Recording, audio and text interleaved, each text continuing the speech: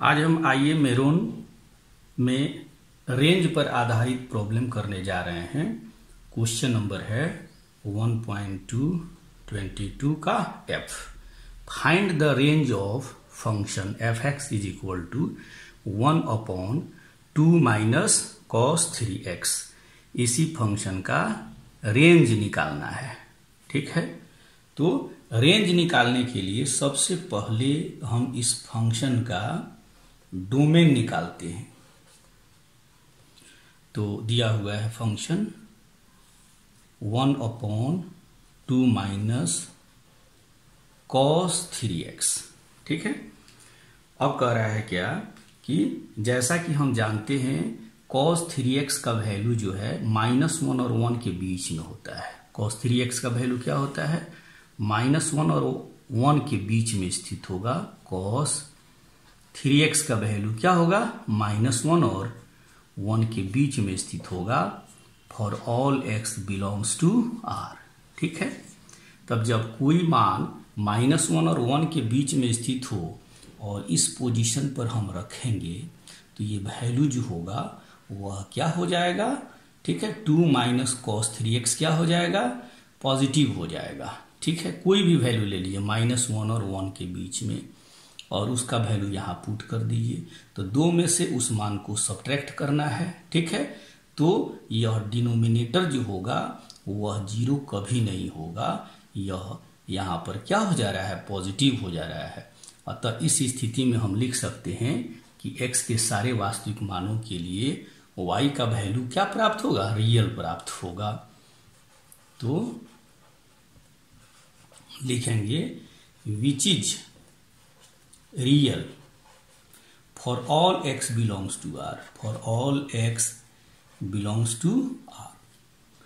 अतः इस फंक्शन का जो डोमेन है वह क्या हो जा रहा है? तो डोमेन हो जा रहा है the set of real numbers. ठीक है, अब जब डोमेन इसका R हो गया तो और इसका अब रेंज निकालना है तो सबसे पहले x का वैल्यू इस दिए हुए फंक्शन से निकाल लीजिए। ठीक है, तो चूंकि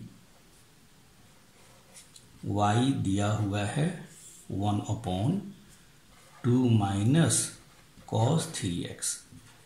अब यहां से cos 3x का वैल्यू निकाल लीजिए तो y में 2 से मल्टीप्लाई कर दीजिए। इधर 2i minus cos 3x into y is equal to 1। अब cos 3x इंटू y को इस साइड में ले लेते हैं, राइट साइड में। तो cos 3x into y is equal to हो जाता है, इसको इधर ले जाएंगे तो ये हो जाएगा 2i माइनस 1। और तब यहां से cos 3x का वैल्यू प्राप्त कर लीजिए 2i माइनस 1/y। अब ये वैल्यू आपका प्राप्त हो गया cos 3x का। ठीक है, अब यहां से देखिए cos 3x का वैल्यू -1 और 1 के बीच में स्थित होगा। ठीक है, तो y का वैल्यू यहां से हमको निकाल लेना है। ठीक,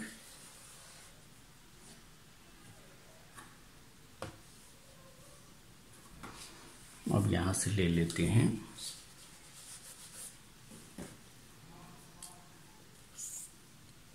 सिंस x के किसी भी वास्तविक वैल्यू के लिए cos 3x का जो मान होगा वह -1 और 1 के बीच में स्थित होगा। अब यहां cos 3x का वैल्यू पुट कर दीजिए 2i माइनस 1/y। ठीक है, अब यहां से y को मल्टीप्लाई कर दीजिए, y को इसमें इनइक्वालिटी में मल्टीप्लाई कर दीजिए।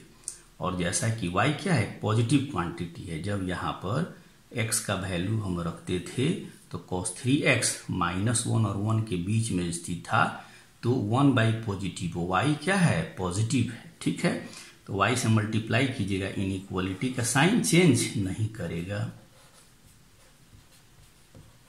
ठीक है, एज y इज पॉजिटिव जैसा कि y क्या है, पॉजिटिव है।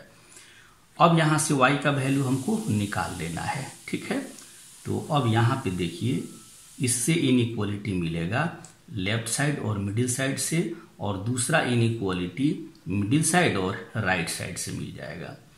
तो ये हो जाएगा minus y is less than और equal to 2i minus 1 and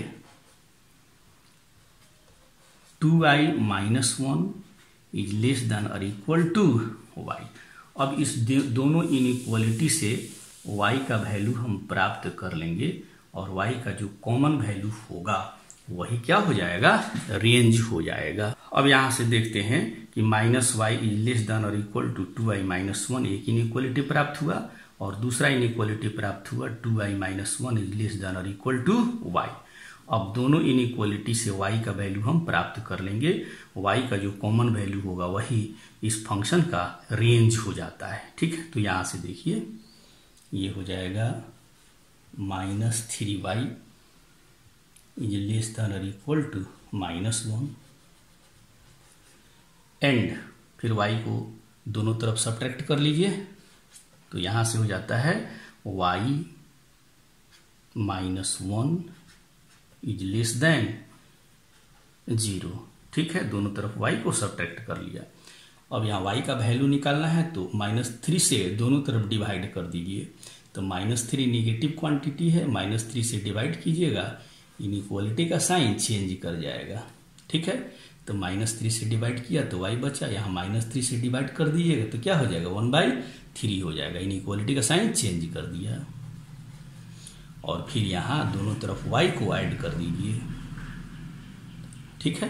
तो y का वैल्यू जो है 1/3 से बड़ा है और 1 से छोटा या बराबर है। अब इसको नंबर लाइन पर हम दिखा देते हैं, ठीक है।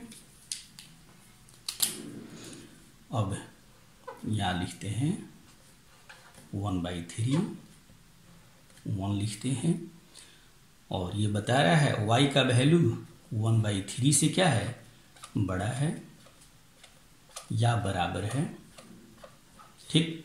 और यहाँ y का वैल्यू बता रहा है 1 से छोटा या बराबर है, 1 से छोटा या बराबर है, 1 से छोटा या बराबर है। इसको नंबर लाइन के नीचे छायांकित कर दीजिए। अब देखिए, दोनों का कॉमन वैल्यू एक दूसरे से गले कहाँ मिल रहे हैं, तो 1/3 और 1 के बीच में मिल रहे हैं, अर्थात इनका कॉमन वैल्यू हो जाता है 1/3 से बड़ा होगा, 1 से क्या होगा, छोटा होगा। 1/3 दोनों में शामिल है, तो 1/3 शामिल कर लीजिए, 1 दोनों में शामिल है तो 1 को शामिल कर लीजिए, ठीक है। अब यही आपका y का वैल्यू हो जाता है, अर्थात y का वैल्यू हो गया 1/3 और 1 के बीच में स्थित होगा, 1/3 से बड़ा होगा, 1 से छोटा होगा, और 1/3 और 1 के बराबर भी होगा, ठीक है। तो रेंज हो जाता है क्लोज्ड इंटरवल, इस फंक्शन का रेंज हो जाता है 1/3, 1 क्लोज्ड इंटरवल, ठीक है। नेक्स्ट क्वेश्चन है, find the range of y is equal to x upon 1 plus x square. तो इसका रेंज निकालना है, दिया है y is equal to x upon 1 plus x square. फिर इसका हम डोमेन निकाल लेते हैं। तो यह कैसा फंक्शन है, रेशनल फंक्शन है, ऊपर x है, नीचे 1 प्लस एक्स स्क्वायर है। तो यह रेशनल फंक्शन तब डिफाइन होगा जब डिनोमिनेटर 0 के बराबर नहीं होगा। तो x के सारे वास्तविक मान के लिए एक्स स्क्वायर 0 से बड़ा या बराबर होगा, ठीक है। एक्स स्क्वायर 0 से बड़ा या बराबर होगा x के सारे वास्तविक मानों के लिए। तो कह रहा है कि 1 प्लस एक्स स्क्वायर, तो 1 प्लस एक्स स्क्वायर जो होगा वह 1 से क्या हो जाएगा, बड़ा या बराबर हो जाएगा। तो ऐसे स्थिति में डिनोमिनेटर x के सारे वास्तविक मानों के लिए 0 के बराबर नहीं होगा, ठीक है। अर्थात यह जो फंक्शन है वह x के सारे वास्तविक मानों के लिए डिफाइन है, रियल प्राप्त होगा, which is defined for all x belongs to R। इसीलिए यहां पे डोमेन क्या हो जाता है, R हो जाता है, डोमेन R हो जाता है। ठीक है, अब इसका रेंज निकालना है तो सबसे पहले x का वैल्यू y के रूप में निकाल लेंगे। तरीका ये होगा, या x और y में एक मिक्स रिलेशन हम देखते हैं क्या प्राप्त होता है। तो यहां पर तिरछा रूप से मल्टीप्लाई कर दीजिए। नाउ लिख सकते हैं इसको y plus y x square is equal to x। ठीक है, अब यहां से हम यह देख रहे हैं क्या कि यह x में क्वाड्रेटिक इक्वेशन प्राप्त हो गया, वाई एक्स स्क्वायर, इधर ले लीजिए x plus y is equal to 0। ठीक, अब यहां से देखिए तो y का वैल्यू अगर x 0 हो जाए, क्योंकि डोमेन में तो 0 भी है, x 0 हो जाए तो y क्या हो जाएगा, 0 हो जाएगा, y क्या हो जाएगा, 0 हो जाएगा। लेकिन अगर ये क्वाड्रेटिक इक्वेशन मानते हैं तो y तो 0 नहीं होना चाहिए, स्पष्ट है ना। तो कह रहा है कि ऑलरेडी y जो है x के 0 के लिए y 0 के बराबर हो चुका है, रेंज में हमारा ऑलरेडी 0 आ चुका है, स्पष्ट है ना। ठीक है, अब यहां पर y 0 नहीं है तो y का और क्या क्या मान होगा हम निकाल लेंगे। ठीक है, y 0 होगा, इससे स्पष्ट है। ठीक, अब यहां से हम x का वैल्यू निकाल लेंगे, x का ये y का वैल्यू निकाल लेंगे। तो यह x में क्वाड्रेटिक इक्वेशन है तो a का वैल्यू क्या है, y है, b का वैल्यू क्या है, -1 है, c का वैल्यू क्या है, y है। ठीक, अब चूंकि x is a real number, domain क्या है, R है, अर्थात x जो है वह रियल नंबर के सेट R का एलिमेंट है। तो चूंकि x एक रियल नंबर है, इसीलिए डिस्क्रिमिनांट, इस इक्वेशन का जो डिस्क्रिमिनांट होगा वह 0 से बड़ा या बराबर होगा, b square minus 4ac is greater than और इक्वल टू 0। b स्क्वायर क्या है, -1 स्क्वायर माइनस 4ac, 4 है, a कितना है, y है, c कितना है, y है, इज ग्रेटर देन और इक्वल टू 0। अब यहां से आपका हो जाता है 1 minus 4y square is greater than और इक्वल टू 0। अब इसको रिजॉल्व कर लीजिए, 1 स्क्वायर माइनस 2y स्क्वायर, तो रिजॉल्व कीजिएगा तो आपको आएगा 1 प्लस 2y।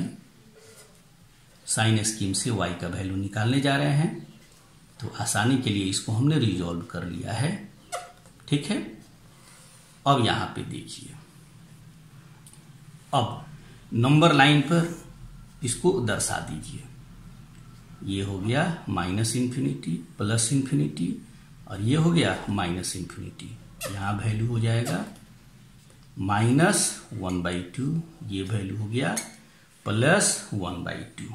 ठीक है, अब y का वैल्यू अगर 0 पुट करते हैं तो ये हो गया 1 और ये हो गया 1, तो 1 × 1 ये क्या मिल जा रहा है, पॉजिटिव मिल जा रहा है। तो साइन स्कीम से यहाँ इसका साइन क्या हो जाएगा, निगेटिव हो जाएगा, यहाँ इसका साइन क्या हो जाएगा, निगेटिव हो जाएगा। और कहता है कि यह एक्सप्रेशन जो है पॉजिटिव होगा कब, जब y का वैल्यू -1/2 और 1/2 के बीच में स्थित होगा। और 0 के बराबर कब होगा, जब y का वैल्यू -1/2 हो जाए और +1/2 हो जाए। तो ऐसे स्थिति में हम यह देख रहे हैं कि y का जो वैल्यू है वह -1/2 और 1/2 के बीच में स्थित है या इनके बराबर है, स्पष्ट है ना। अब यहां पे देखिए, ऑलरेडी y बराबर 0 शामिल हो चुका है, यहां शामिल होने से कोई मतलब नहीं है, ऑलरेडी शामिल हो चुका है। तो y का वैल्यू जो होगा -1/2 और 1/2 के बीच में स्थित होगा। स्पष्ट है। अब यहां पे देखिए कि इसका रेंज हो जाता है क्लोज्ड इंटरवल, रेंज हो जाएगा क्लोज्ड इंटरवल -1/2 टू +1/2, और यही फंक्शन का रेंज हो जाता है। नेक्स्ट क्वेश्चन है solve tan non negative square root of x² + x plus sine inverse non negative square root of x² + x + 1 = π/2। यही दिया हुआ समीकरण है। इसी समीकरण को सोल्व करना है। समीकरण देखने में क्या है, थोड़ा टेढ़ा लग रहा है। ये जो हमारा फंक्शन है वह ट्रिगोनोमेट्रिकल फंक्शन है। ये जो हमारा फंक्शन है इनवर्स सर्कुलर फंक्शन है। ठीक है। तो ऐसे प्रॉब्लम को आसानी से सोल्व करने के लिए पहले हम लेफ्ट हैंड साइड में जो भी फंक्शन है उनका डोमेन निकाल लेते हैं। हम पता करते हैं यह जो फंक्शन है x के किस मान के लिए डिफाइन है, यह दूसरा फंक्शन x के किस मान के लिए डिफाइन है। तो यहाँ पे हम यह देख रहे हैं कि ये फंक्शन डिफाइन होगा x² + x 0 से बड़ा या बराबर होगा, क्योंकि x² + x non negative square root है। अब यहां देख रहे हैं x² + x, यह शॉर्ट साइन के भीतर है, तो यह डिफाइन तब होगा जब यह 0 हो या 0 से बड़ा हो। ठीक है। और sine inverse non negative square root of x² + x + 1 यह तब डिफाइन होगा। ठीक है, जब ये क्वांटिटी -1 और 1 के बीच में स्थित हो। तो चूंकि ये -1 और 1 के बीच में स्थित हो और कंडीशन x² + x + 1 पर कंडीशन है। देखिए x² + x + 1 यहाँ पर कंडीशन है कि यह 0 से बड़ा होना चाहिए। तो फिर इसका जो स्क्वायर रूट होगा वह भी 0 से बड़ा या बराबर होगा, वह भी 0 से बड़ा या बराबर होगा। ठीक है, यह निगेटिव कभी नहीं हो सकता है। और साइन इनवर्स x पर यह कंडीशन है कि साइन इनवर्स x तब डिफाइन होता है, साइन इनवर्स x तब डिफाइन होता है जब x -1 और 1 के बीच में स्थित हो। ठीक है, तो यहाँ पे बता रहा है कि यह तो -1 और 0 के बीच में स्थित होगा नहीं। ठीक है, यह हमेशा क्या होगा, पॉजिटिव होगा। ठीक, तो अब यहाँ पर कंडीशन हो गया x², ये हमारा कंडीशन हो गया x² + x + 1। ठीक है, यह जो स्क्वायर रूट है वह -1 और 1 के बीच में स्थित होगा, लेकिन यहां बता रहा है कि ये तो नेगेटिव होगा ही नहीं, 0 से बड़ा या बराबर होगा और 1 से छोटा या बराबर होगा। ठीक है, तो ऐसे स्थिति में हम इसके विषय में लिखेंगे एंड x² + x + 1 यह जो है वह हमेशा पॉजिटिव होगा या 0 के बराबर होगा और 1 से क्या होगा, छोटा होगा। स्पष्ट है ना। अब यहाँ पे कह रहा है कि इसका स्क्वायर रूट 1 से छोटा होगा, तो स्क्वायरिंग करेंगे तो जो वैल्यू 1 से छोटा होगा उसका स्क्वायर रूट भी 1 से क्या होगा, छोटा होगा। तो वही चीज हमने लिखा है कि x² + x + 1 जो होगा 1 से क्या होगा, छोटा होगा। अब यहां से हम x का वैल्यू निकाल लें तो यहां हो जाता है x² + x। अब यहां देख रहे हैं x² + x + 1 यह 0 और 1 के बीच में स्थित है, तो हम यहां पर सेम यहाँ क्वांटिटी बनाने का प्रयास करेंगे। x² + x है तो इसको हम x² + x + 1 इसके बराबर बना लेंगे, तो 1 दोनों तरफ ऐड कर दिया। ठीक है, तो ये आपका हो जाता है x² + x + 1, यह 0 और 1 के बीच में स्थित होगा। ठीक, अब दोनों तरफ यहां पर 1 हमने ऐड किया है। ठीक, अब x² + x + 1 को थोड़ा नंबर लाइन पर हम दिखा करके प्राप्त कर लें कि एक्चुअली इसका वैल्यू क्या हो जाएगा। ठीक है, यहाँ नंबर लाइन पर हम दर्शा रहे हैं कि इसका वैल्यू, तो x² + x + 1 का वैल्यू हम दर्शा रहे हैं। ठीक, तो अब ये बता रहा है कि x square plus x plus 1 का वैल्यू 1 से बड़ा या बराबर है, 1 से बड़ा या बराबर है, ठीक। और यहां पर बता रहा है कि x square plus x plus 1 का वैल्यू 0 और 1 के बीच में स्थित है या इन 1 और 0 के बराबर है। तो कह रहा है कि यह दोनों इनइक्वालिटी संतुष्ट तब होगा जब x का value x square plus x plus 1 का वैल्यू कितना हो जाए, 1 के बराबर हो जाए। देख रहे हैं यहां और यहां दोनों का कॉमन वैल्यू क्या है, 1 है।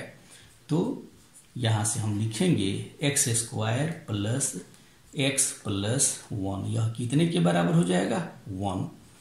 अब यहाँ x का वैल्यू निकाल लीजिए, x square plus x is equal to 0, x common ले लीजिए और तब यहाँ से x के दो मान प्राप्त होते हैं, या तो 0 या -1, ठीक है। अब यहाँ पर हम यह देखेंगे कि x के जो दोनों मान प्राप्त हो रहे हैं वह इन दोनों इक्वेशन को संतुष्ट कर रहे हैं या नहीं कर रहे हैं। तो यहीं पर चेक कर लेते हैं, समीकरण में x का वैल्यू रख करके चेक कर लेते हैं, लिखने की कोई ज़रूरत नहीं है। जब यहाँ पर देख रहे हैं कि x जो है वह अगर 0 के बराबर हो जाए, x अगर 0 के बराबर हो जाए तो देखिए यह लेफ्ट हैंड साइड क्या हो जा रहा है, ठीक है। समझा भी देते हैं, at x is equal to 0, left hand side आपका क्या निकल रहा है, तो लेफ्ट हैंड साइड देखिए 10, 0 स्क्वायर प्लस 0, तो क्या निकल रहा है, 10 0। फिर x बराबर 0 पर 0 स्क्वायर प्लस 0 प्लस 1, तो साइन इनवर्स 1, क्योंकि 1 का स्क्वायर रूट क्या हो जाएगा, 1, तो साइन इनवर्स 1 यहां निकल रहा है, साइन इनवर्स 1। अब बताइए ये 0 हो जा रहा है और ये क्या हो जा रहा है, π/2 हो जा रहा है, दैट इज π/2, जो राइट हैंड साइड के बराबर प्राप्त हो जा रहा है। अतः x बराबर 0 इस इक्वेशन को क्या करेगा, संतुष्ट करेगा। फिर उसी तरीके से x बराबर -1 पर चेक कर लीजिए, राइट हैंड साइड क्या हो रहा है, तो राइट हैंड साइड हो जा रहा है tan, यहाँ x की जगह -1 रखिए, तो x की जगह हमको क्या रखना है, -1 रखना है, x की जगह -1, ठीक है। तो x की जगह -1 रखिएगा तो -1 का स्क्वायर प्लस 1, अब प्लस -1 तो क्या हो जाएगा 0, तो tan 0 प्लस, फिर यहाँ -1 का स्क्वायर प्लस 1, -1 प्लस 1, तो ये आपको फिर प्राप्त हो गया साइन इनवर्स 1, -1 रखा, -1 प्लस 1 0, और यहाँ -1 का स्क्वायर प्लस 1 का स्क्वायर रूट क्या हो जाएगा 1, अब ये हो जाएगा 0, और ये आपका वैल्यू हो जाता है π/2, ये वैल्यू फिर हो गया π/2, जो कि राइट हैंड साइड के बराबर है। अब इस तरीके से देख रहे हैं कि ये दोनों मान जो हैं x बराबर 0 और x बराबर -1, यह दोनों मान इस इक्वेशन को संतुष्ट करते हैं। कह रहा है x बराबर 0 और -1 दोनों मान समीकरण को संतुष्ट करते हैं, सेटिस्फाई